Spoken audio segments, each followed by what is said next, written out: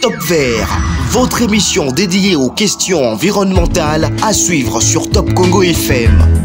Chaque mercredi à 20h après les infos, rejoignez-nous pour faire le tour de la question sur l'insalubrité. L'eau, la forêt, le changement climatique, l'agriculture, la pêche, l'élevage et tant d'autres sujets.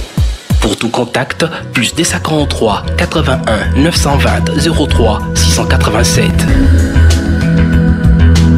Top Vert, votre émission présentée par Gino Rema et Myriam Iraghi.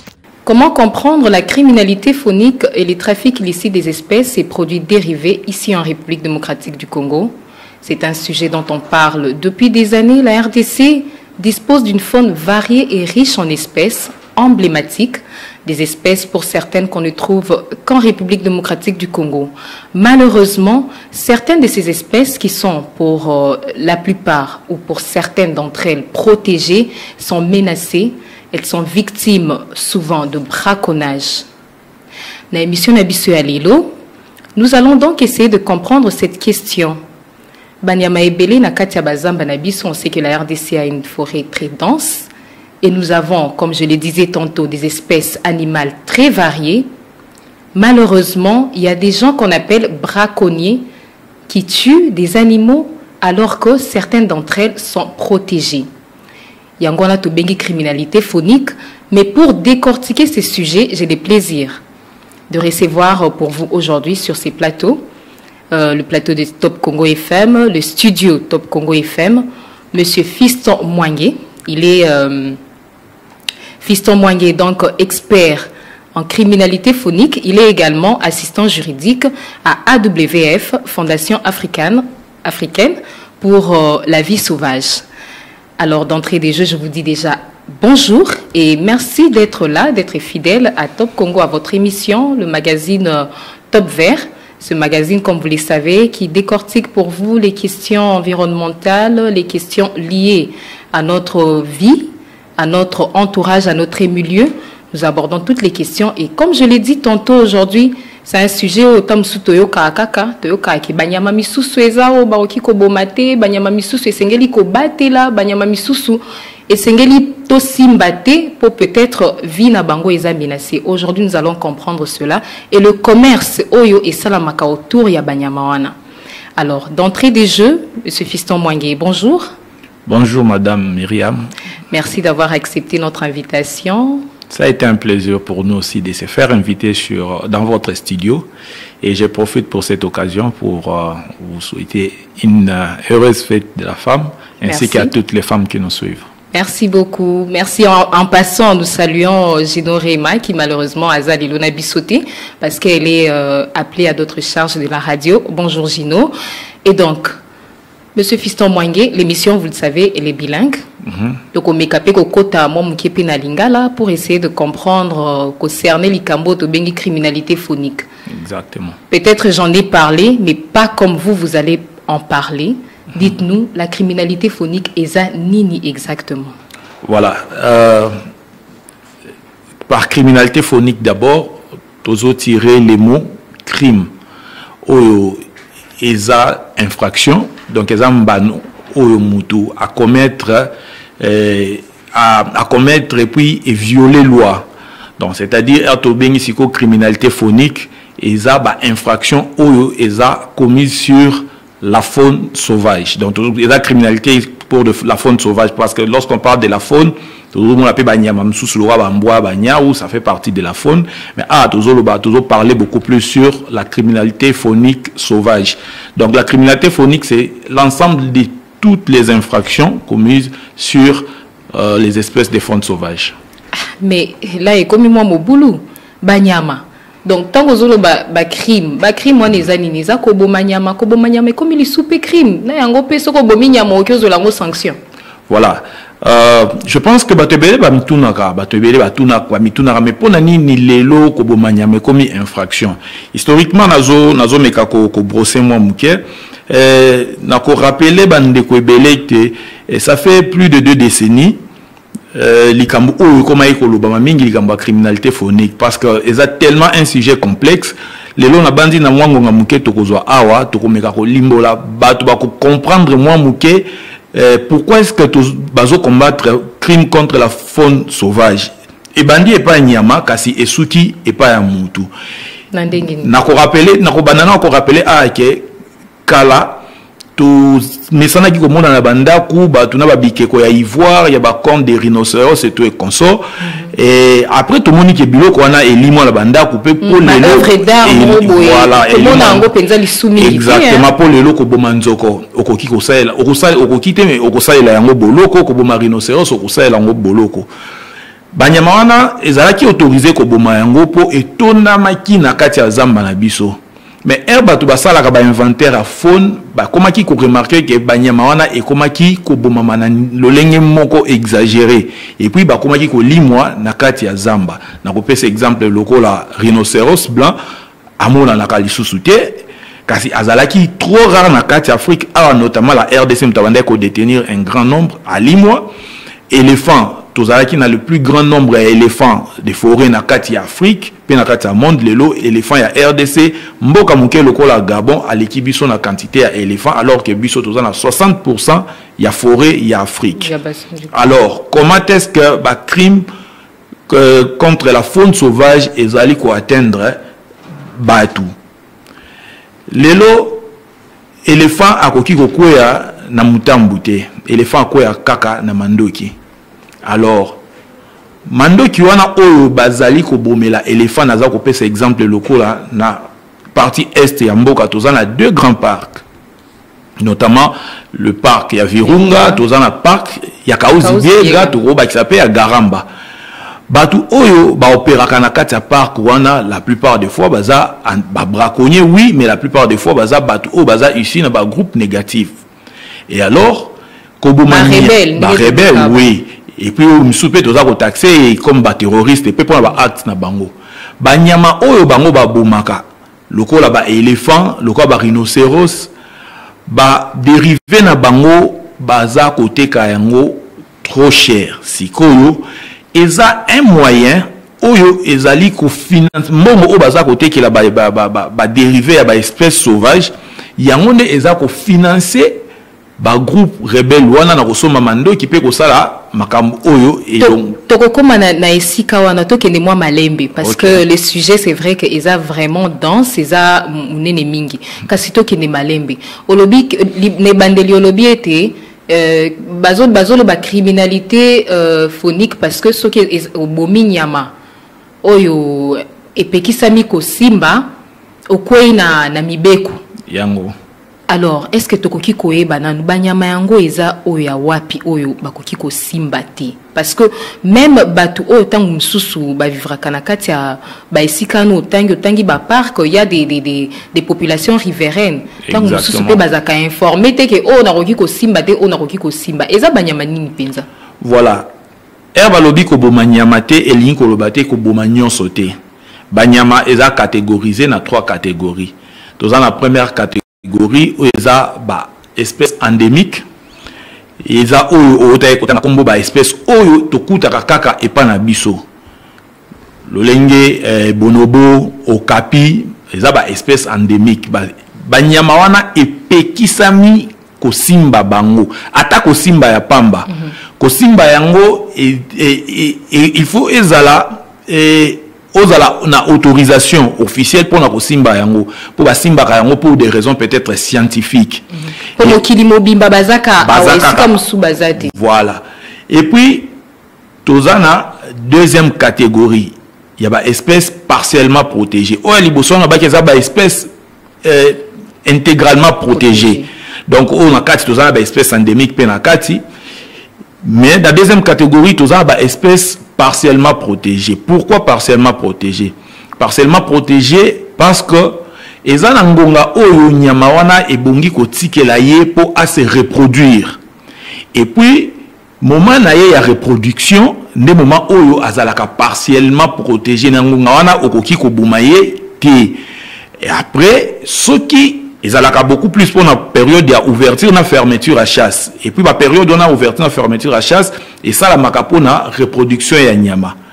Et puis après troisième catégorie les abanyama oyo baza ouvert na chasse. Et alors c'est que par exemple kasi bisika ya kosala chasse wana pe ekeseni na esika oyo babengi aire protégée eza ba parc ba jardin zoologique eza ba bisika oyo eza ba réserve intégralement protégée eza ba bisika oyo bakoki kosala chasse te ba aire protégée eza bisika oyo eza exclusivement conçu pour la conservation.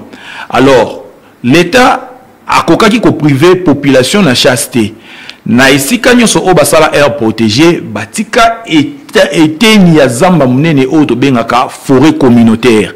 Alors na kati ya forêt communautaire nde oyo bageraka na ba entité provinciale yango komona gouverneur na mboka nyonso gouverneur azwaka mokano ya ouverture à chasse wana afongoli chasse pona mutu nyonso asala chasse kasi mutu o asala ka chasse asala kangona permis et puis musala ya chasse eza réglementé na loi numéro 82 et pour la réglementation de la chasse. Est-ce que biloko wana nyonso eza respecté parce que même à 14 on a l'exemple ya ba parc eza muneni Olobi batiki ba espace moko eza réservé à la chasse communautaire. Babenyango forêt communautaire. Forêt communautaire. Est-ce qu'il y a une ligne de démarcation vraiment nette ozo la kisate awa na sinaleki limite nanga na koki kolekati? Ceux qui mutwazali chasseur professionnel akoyeba limite wana babengango zone tampon. Zone tampon eza limite oyo eza kokabola forêt communautaire na aire protégée. Banyama pe baebi yango po nyama koki ko uta koto aleki kuna. Wana ezanda kwa nyama. Izanda kwa nyama nyama akoyeba te kasi tango nazala koloba likambo ya ba espèce ya première catégorie banyama wana esika nyonso okokuta bango bazala na forêt communautaire bazala na aire protégée déjà esika oyo chasseur akoki konyata te po esalami po na conservation musala ko batela nyama conservation kasi soki banyama wana baye ko se retrouver na kati ya na kati ya forêt communautaire banyama wana basengeli ko bomama te baza banyama oyo basengeli kaka pona conservation parce que baza na kati ya première catégorie ya protection ya espèces protégées. Alors na silisa na kati ya forêt communautaire pe chasse wana esalamaka lolenge organisé selon mobeko o babengi la loi numéro 82 oyo porté sur la réglementation de la chasse. Loi wana ezali ko pesa ba catégorie ya chasse notamment selon ba permis de chasse oyo epesa maka yango komona mutu oyo aza ko sala chasse na kati ya forêt communautaire kasi aza ko sala chasse sans permis de chasse aza considéré braconnier pour aza na illégalité donc pour la ko sala même chasse wana il faut aza na permis à chasse et puis ceux qui aza ko chasser na pendant un moment ya fermeture à chasse aza braconnier aza mokangami.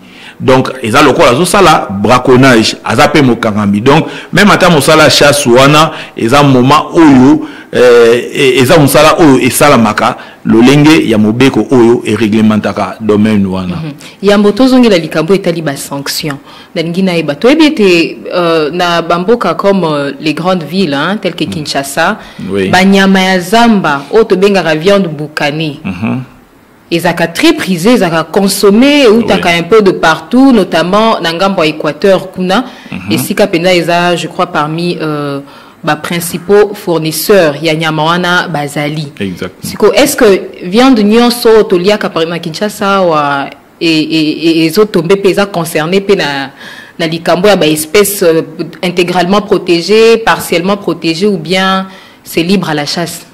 Non, nyama nyonso tolia kana Kinshasa eza ouvert na chasse te parce que na kopesa yo exemple moko lelo soki okitina bisika bateka ka viande bukane soko lobi na mama nazo luka nyama bonobo akoyebisa oke akoyanola okutu te akoyanola okutu ta kotuna ozolukela ngo epa na nganga na tekaka yango te na kopesa na kosenga mukolo mususu osala eza Radio Top Congo et mesana vraiment proximité na kosenga mukolo mususu okitina na ba wenzi okitipe ya mabongo omeki kotuna banyama lokola ba bonobo banyama lokola musunya elephant so tuni mama nazoluka nyama nzoko akoyebisa ona tekaka yango te pe na tikala koteka yango te kasi makaku nyama makaku nyonso on peut supposer ya on azaya koloba na kata ba viande dukane wana okokuta mais na ndenge ya se ya mesa okokuta baza koteka ba nyama ya ba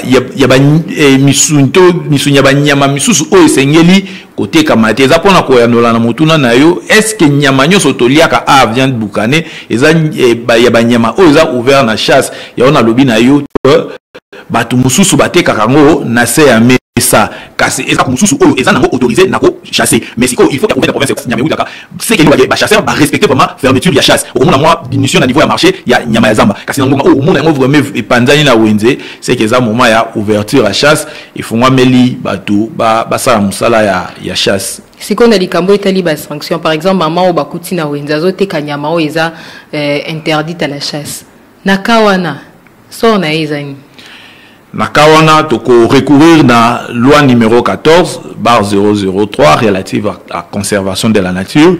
Oyo na article nango banda article 70 tilikolo eza ko sanctionner mutu nyonso oyo ala kotambola libanda ya mobeko. Oyebi lelo na pesa yo exemple moko tozalaka na basanko sutogenda ko sala sensibilisation to koyaka na likambo moko ya mama moko azalaka na juste bakangaka epo abomaka po abanda koteka bonobo mais eba memie na justice na magistrat zo kamwa bakanga mutu kaka po abomi bonobo azoteka bonobo kasi bonobo peza makako kasi bonobo nini yango justement question na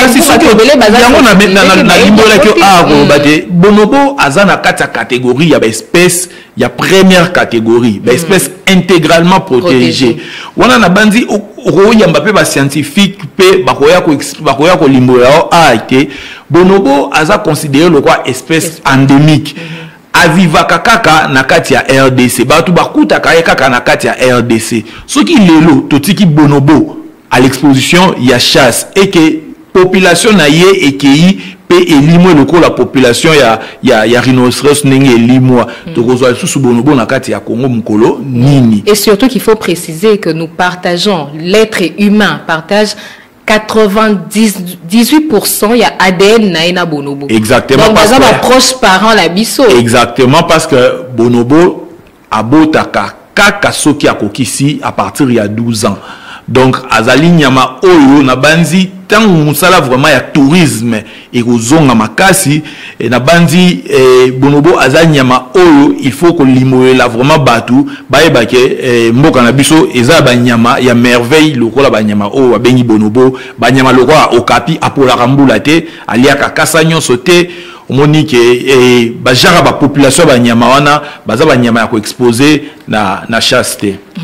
Voilà, merci beaucoup. Je rappelle à nos auditeurs que Toyambi Bongo monsieur Fiston Mwange aza expert en criminalité phonique, aza pe Bongo assistant juridique na structure ONG environnementale au babengi AWF et en anglais kasina français la ici Fondation africaine pour la vie sauvage. Exactement. Ensemble tozolo bela bongo likambo etali criminalité, la criminalité phonique et le trafic illicite des espèces et produits dérivés en République démocratique du Congo. Donc nakolanda thème na biso ya lelo tokota siko na sujet o abordaki na mwa lombango li bandeli to ebiete la République démocratique du Congo eza na frontière ya na frontière na 9 pays à travers nos frontières. Exactement. Naturellement kasi tong bazolo ba criminalité phonique mingi ba association kango pe na ba frontière ya mboka na biso pona nini. Voilà, ba association kango na ba frontière ya mboka na biso po ete eza na ba frontière mususu toza nango eza la frontière ya Zamba. Yango tokoloba na likambu ya criminalité phonique transfrontalière. Donc tokoloba awa biso na Angola toza na forêt de Mayombe. Biso na Rwanda toza na Uganda toza na parc à Virunga. Biso na Soudan toza na parc à Garamba. Donc eza bazamba oyo et pas na biso ezali pe na ngambo mususu eza neti na Rwanda biso ngambo na biso parc à Virunga kasi na ngambo ya Rwanda eza na kombo ya parc mususu et bongo tant tozo parler sur la criminalité phonique transfrontalière aussi eza criminalité phonique oyo eza ko salama na Congo pe eza ko memama na mboka mupaya eza ko kati sa ba frontière à Congo ya ngope to bengi to ko benga to benga trafic international, donc trafic international des espèces sauvages, c'est la criminalité transfrontalière aussi. Et justement, par rapport à cette criminalité, Toloba qui lisolo a ba braconnier, braconnier aza chasseur, aza autorisé te ako bomanyama na kati ya zamba, yebisa biso. Par exemple, tozwa kaya, tozwa Virunga, le parc de Virunga, otolobelaka mingi pe toyebiete na ngambo wana olobaki yango ba rebelle. Hein, ba rebelle mingi basala ka braconnage. Sikoyo na moment nini oyo tango rebelle ake ya koti na kati ya zamba abomi nyama. Comment il commercialise ça? Parce que na ebiete sujet wana pe bolandela ka yango penza makasi.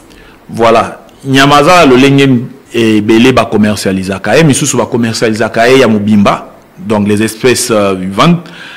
Bache mitambu to bakangi babomi na pesa exemple babomi gorille babomi mama ya gorille après bazui bana oyo baza na makasi ya ko se défendre te baké côté ka bango mibimba misusu pe bateka ka bango na bateka ka bango déjà bakufi notamment misusu pe bazalaka na posa ya nzoto mobimba te bazalaka na posa ya ba parti na ko pesa exemple lokola éléphant na ko pesa exemple lokola rhinocéros bakenda côté ka ba parti na yango lokola éléphant mokila na ye azam sale salaka poso na ye etekamaka maseke na ye oyo bengi ivoire etekamaka mbanga na ye etekamaka donc ba dérivé ya ba biteni oyo euti na kati ya nyama nyonso pe wana etekamaka. Alors eza côté kama selon demande ya ba client na bango ko bosa na te pe nyama mususu aza très victime mikolo pangolais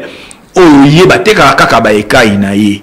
Donc romona yango wana eloko za ko amplifier criminalité phonique, donc ça se vend selon ba demande. Neti mikolo ça date de plus de 10 ans et kai de pangolais et zala qui vraiment demandé na marché lolenge ya mikolo te yango mikolo et kai ya pangolais zo zala beaucoup plus victime parce que demande na ye et mati makasi. Mais kasi eza wana nakati ya zamba ndenge nini bakoyeba que braconnage oyo salama oyo eza ba rebelle ba force négative ndenge olobaki pe oyo eza population parce que apparemment pe sensibilisation au niveau de la population eza mo makasi mingiti attaque aux population asimbité mais ba braconnier oyo baza ba force négative ba simbi mindoki ba simbi comment vous arrivez à gérer ba biloko wana? Voilà, braconnage tozali kolobela yango awa ba tuta mususu baza ko comprendre nani grandeur na yango te. Et braconnage c'est vrai que ça la makana kati ba air protégé et belé to na kati ba zamba et belé na pona koloba likambo ya chasse na ne puis to koti to benda mpe na kati braconnage même ata chasse wana mundu ki akosala la chasse ezalaka bien détaillé. Alors na braconnage lolele nini to koyeba ke mutu oyo aza kosala braconnage aza tant sous force négative c'est à travers même arme oyo azo utiliser tant oyo kosala braconnage na arme de guerre. Donc il koloba ke mutu wana azali chasseur ordinaire te, donc aza ko utiliser arme non conventionnelle pour na chasse. Donc certainement baramoko to ko identifier comme groupe négatif, mais kasi tozali pe ko identifier bango par rapport pe ya site oyo mingi bazali ko sala moni lokola RFO ezali zamba oyo et yambaki pe ba groupe négatif ebele Virunga et yambi ba groupe négatif ebele Garamba et yambi ba groupe négatif ebele okomona na Garamba ba chasse mususu et salamaki même na hélicoptère yambo l'état azwa mokano ya ko créer corps PPN notamment corps il y a force armée oyo et ya en appui il y a ICCN parce que à cette époque avant création corps PPN et ezalaki pasi et ko gardier moko à riposter devant braconnier professionnel wana bazaki formé te minduki bazalaki formé kasi minduki o babanda ko salela ezalaki pas proportionnel na ezalaki ya attaque. Alors sur base de ça il faut comprendre que le braconnage est un résultat il y a un réseau. Alors ba réseau wana eza ba réseau moko minene, ba réseau moko internationaux yango eza et puis ba réseau internationaux très financé yango nde eza vraiment ko instrumentaliser, ko mettre beaucoup plus de moyens na kati ya msala braconnage wana, et puis la conséquence yango etombaka sur criminalité, il y a des espèces sauvages. Selon les chiffres, je parle sous votre réserve, selon les chiffres, balobiété, trafic, il y a des espèces, trafic, commerce international, il y a des espèces sauvages et puis des dérivés nayango. Parce que quand on parle des dérivés, tout le monde a les ivoires, les écailles, les pangolins par exemple. Exactement. Ils ont rapporté, ils ont fait un bon makasi. C'est le 4e commerce en termes il y a un niveau. Donc, c'est le 4e commerce illicite. 4e commerce illicite. Oui, oui. Si mais quand un peu colimbolé là-bas, auditeur nabiso, téléspectateur, de quelle façon, kakanyama o babomi, ils ont fait un bongo et belé ndengewana? Na repère exemple lokola nyama lokola ivoire na kendena espèce OEP est beaucoup plus médiatisé éléphant et lelo na marché noir et 1 kilo à ivoire est estimé entre 500 et 600 $. 1 kilo à ivoire. Et alors ce qui muta kutani na 100 kilos à ivoire, ozo imaginer déjà qu'il y a le nombre de zéros na sima, vous imaginez combien oyoye a se retrouver nango. Raison pour laquelle lelo mutu akanisa lisusu teke ko boma éléphant ezaka kalikambo ya mukie. Bongo soki lelo mutu a se retrouver supposons 50 points d'ivoire donc elingi koloba 250 éléphants ekoi na kati ya zamba ata chasse yango. Ata mutu olobi ke eza chasse mutu azosala nani aza na bokasi ya kolia 250 éléphants na ngonga mukie boye okomona na ngonga mukie na ngonga ya 4-5 mois babomi 250 éléphants pour on comprend tout de suite que ESA recherche exactement ESA plutôt demande ESA beaucoup plus intensifié yango ekomi na niveau ya kobomanya mati na niveau wana. Et alors même à ta catégorisation wana ezali Congo te mutatia ngobongo kasi ezali nde CITES convention internationale ya trafic des espèces sauvages yango nde ezana kati ya ICCN Institut Congolais organe CITES wana eza représenté na mboka nyonso na organe CITES mutu eza mutu aza représenter ICCN apesi mutu moko oyo aza ko représenter organe CITES na kati ya mboka pona kolobake pona ko-organiser trafic des espèces sauvages. Pour trafic des espèces sauvages en soi nyonso eza illicite parce que il y a des exploitants forestiers et des exploitants ya faune pe batu oyo bateka ka nyama ya zamba oyo eza permis pona koteka et puis batu wana bazalaka na ba permis d'exploitant. Alors organe CITES wana yango muto organisaka ndenge nini batu bakoki koteka nyama en toute légalité. Na kopesa exemple perroquet gris abandaki kotekama batu oyo bazalaki na ba frontière babandaki komona ndenge batu babandaki kobima na perroquet gris mais soumis mais mutu abandaki kobima na yango pona koteka daki soumis na permis d'exploitation. Alors lelo perroquet gris CITES a monité mboka ebimisi perroquet gris même au-delà ya quota pour koteka yango pesa na quota ba moniki même au-delà ya quota ebimi au-delà ya quota. Alors a obligé ki mboka apsala inventaire pour na koyeba te est-ce que tozana yango kaka etikali combien suffisant pour que commerce nango ezala toujours autorisé. Kino lelo na no inventaire salamité parce que za eloko ya mbongo eza musala ya mbongo ebele. Et nani asengeli ko sala inventaire et eza musala ya ICCN na banza ke et ko sala ma et puis ba plaidoyer zalaki pona ko komeka ko talisa ke perroquet azana no ebele pe na kati ya mboka kasi pona ko lobake bakatela biso pe perroquet gris ekoki ko bimate parce que to banda ko bimisa d'une manière exagérée même libanda ya kota. Donc lelo pe perroquet gris aza repris na katia première catégorie, il y a des espèces intégralement protégées. Yango pesa na mbongo ebele. Ceux qui mutaza côté c'est qu'à ça se retrouver. En tout cas, tous on a moins que likambo Italie ba force négative parce que tu es bien tembo cannabiso la République démocratique du Congo, ça fait maintenant plus de 2 décennies. Insécurité, d'insécurité, chaque jour on déplore des morts et même bagarre de parc na ba corps pepen oh to le beliawa bazape victime pour ebeli bazokufa ebeli bakufi déjà. Siko obete ki li solo na ebandeli corrélation entre cette exploitation illicite, le trafic, hein, comment on appelle ça, la criminalité phonique, relation nieza nangona terrorisme. La droits humains, oui. Relation est simple. Ce qui moutou azana munduki d'une manière irrégulière et que musala na yango ezatam so akota kazamba po aboma nyama d'une manière irrégulière pour te ateka. Ce qui a ici côté ka kokoboma nyama. Munduki wane koki osala pe musala mususu pe ya nini ya koboma mutu. Kasi yango wana soki mutu wana akangamite pona nenga koboma mutu. Soki tokangiye pe à travers criminalité phonique, c'est une manière d'arrêter aussi l'insécurité. Donc c'est-à-dire la criminalité phonique y a haute échelle et salamaka na ba armes de guerre. Alors ba armes de guerre wana na sala ki corrélation wana pour dire que ba mutu tamsu ayamba ki mundu ki pona ko sala crime phonique.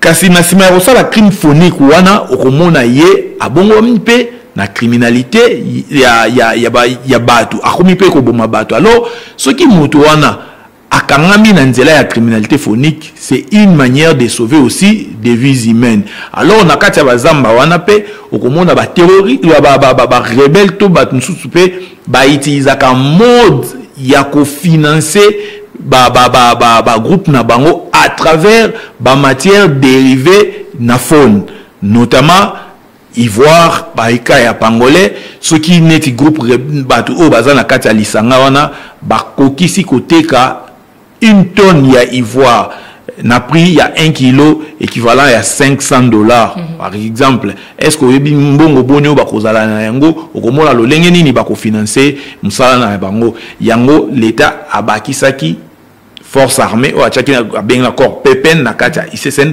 pour ameka ko repousser ba tunyoso ba sala ka criminalité phonique na kati ya ba air protégé. Donc les loto okilo ba pe que terrorisme auto décrié quelque part pesos en moi ma casse nanzela ya criminalité phonique auto lo belalelo nakoki ko koloba bongo pote nako rappeler awa tamswe panzana ki na média nyosote il y a un couple oyo ba kangama ki na Goma avec plus de 60 kilos ya ivoire. Oui.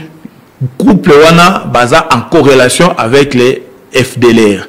Kasi yango naza koloba awa baza na ivoire bazo kende koteka mais na kati lien na bango ya vi baza na lien na FDLR. Donc omoni lo lengeni ni criminalité phonique ezali ko lier ça et batu o baza ko semer trouble na kati mboka. Donc lelo ko sila banyama ko bomba nyama na ndenge sengelité ezo profiter grandement na ba force négative autozo décrier de l'autre côté na kati ya ba parc na biso notamment na ville quelque part aussi oui mingi. Donc d'une certaine manière c'est un moyen de financement des groupes négatifs.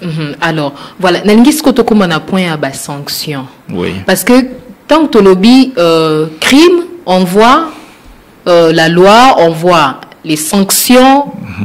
Donc ceux qui au commettre un crime aux s'attendre quelque part ceux qui bakangio mobeko kokwela yo. Exactement. Situation lelo ezandenge na ndenge na ba dossier obino bolanda. Est-ce qu'il arrive aussi qu'on mette la main sur des gens qui se sont rendus coupables des faits oyo tozolo bela awa et qui ont répondu de leurs actes devant la justice?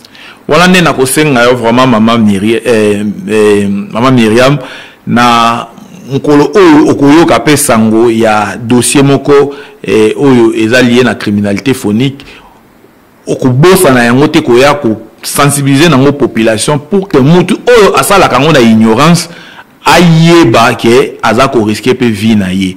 Alors ba infraction nyo eza lié na criminalité phonique ezali pe na ba sanction na yango to kuti yango na kati ya loi numéro 14/003 il y a 2014 relative à la conservation de la nature. Na loba kiango bandi na infraction et bandi na article 70.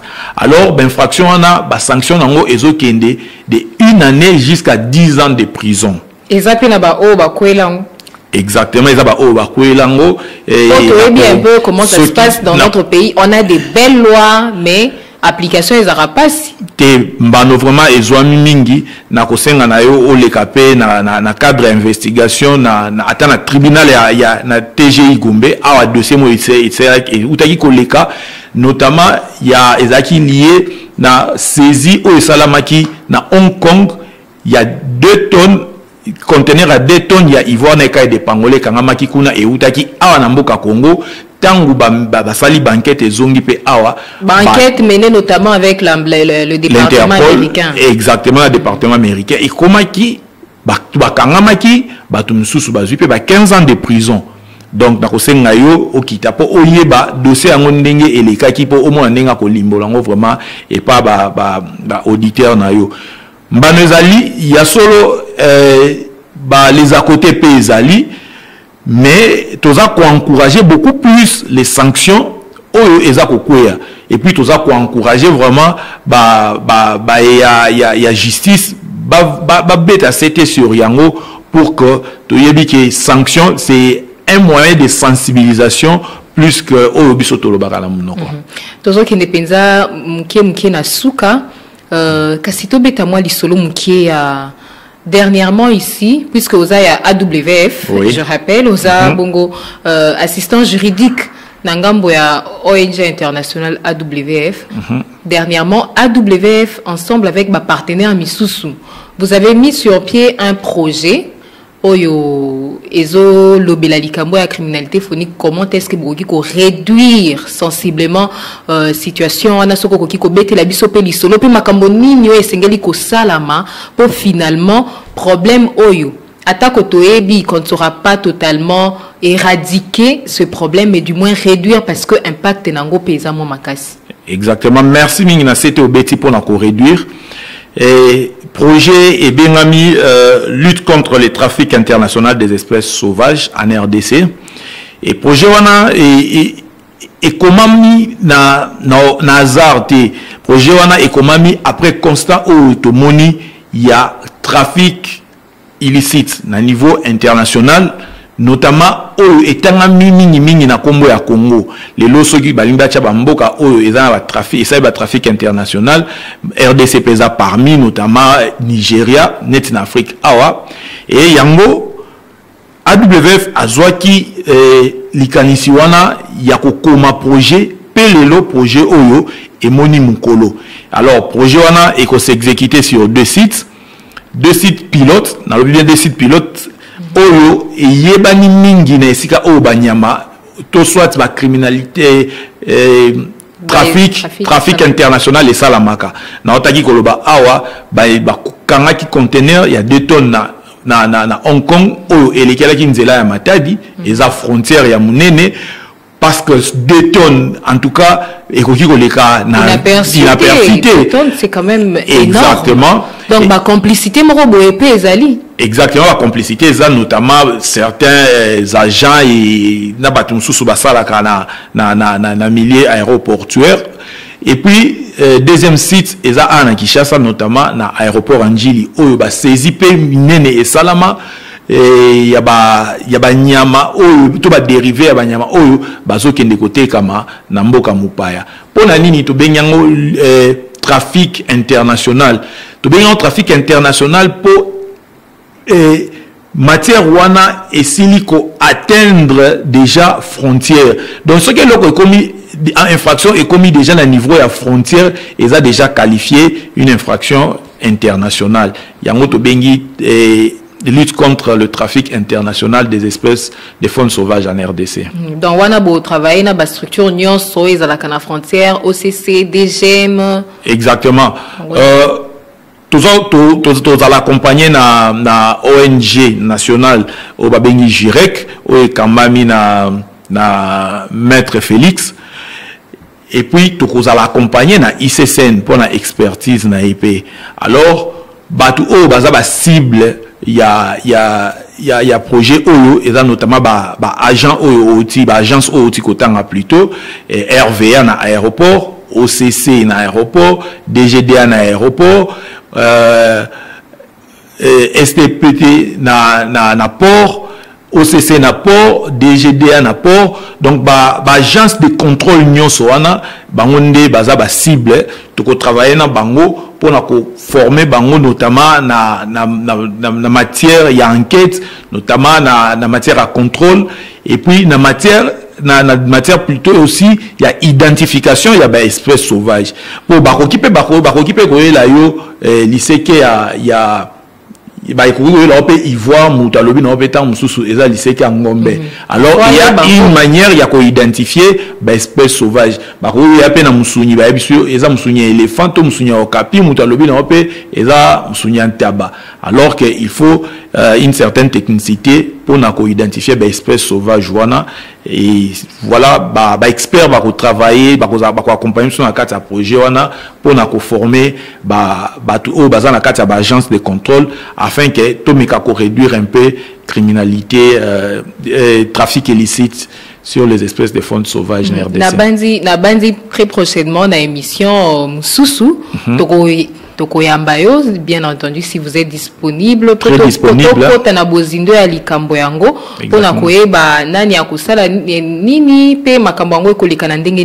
Kasi très rapidement, puisque tu comme vraiment na souka avant de chuter, est-ce que espèce nyoso des produits dérivés nyonso otozolobila o de utaka RDC abimieki na mikili ba paya nyonso utaka na zamba na biso atope misusu utaka ba ici comme sous le quoi ba frontière na biso eza fragile eza tolobakango il y a la ce problème de porosité de nos frontières. Est-ce que nyonso utaka awa oyo batu babomi awa na bazamba ya RDC ou bien monsieur utaka libande poezo lekela a poezo nzela okende. Voilà, nyonso utaka awa te na koki ko confirmer te que nyonso utaka awa et utaka bisika na bisika kasi autant que mobeko eza ko pekisa yango soki ekutami na kati ya mboka na biso ebengami crime.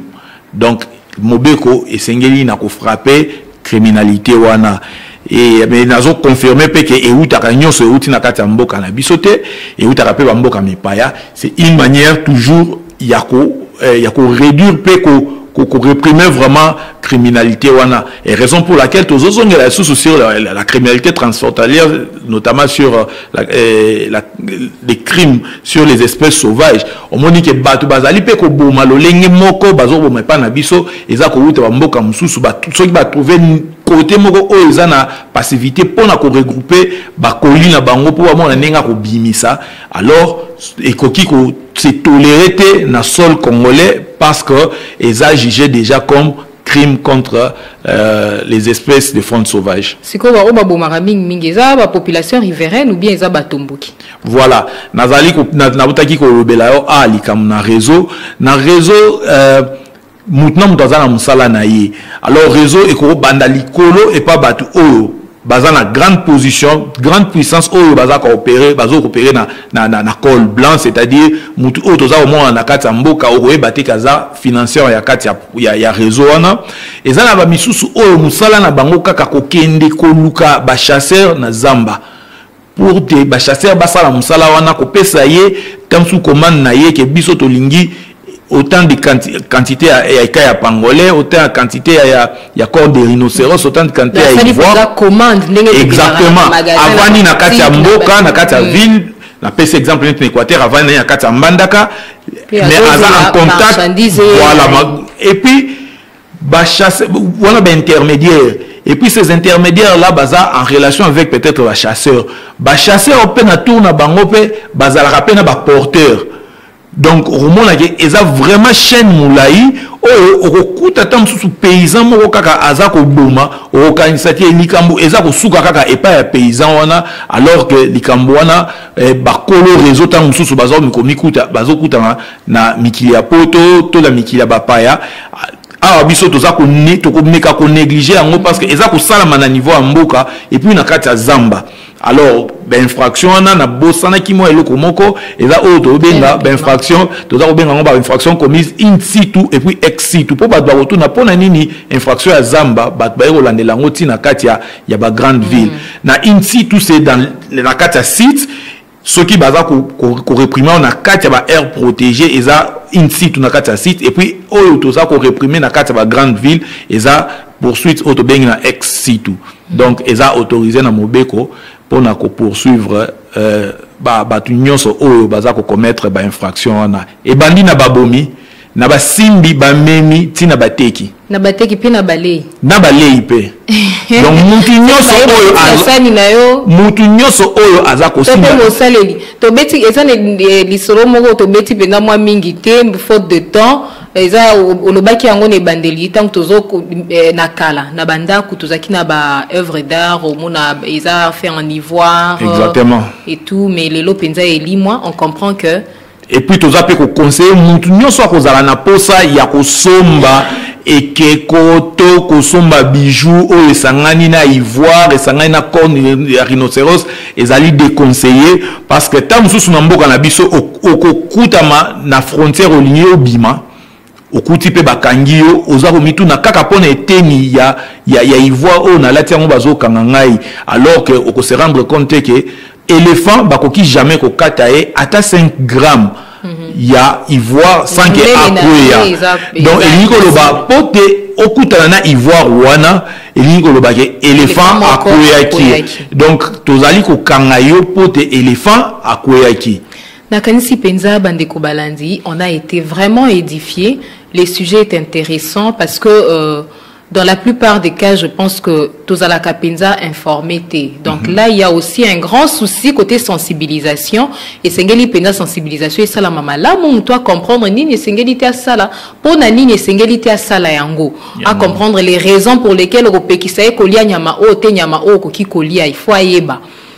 Vraiment, merci beaucoup, Monsieur Fiston Mwangé. Ngamutu na tondi vraiment. Nangonga nyoso ko bengisa ngai na koya vraiment pour que lisolo oyo ezalate ya na yokaki ezalake mutu nyoso ayeba yango et puis na ko sepela mkomso vraiment ezala émission ya téléphone ouvert pour te ba mituna oyo ekotungisa batu nyoso na bandako na bango ba meka kotuna biso poto meka ko limbolango en profondeur. Merci beaucoup.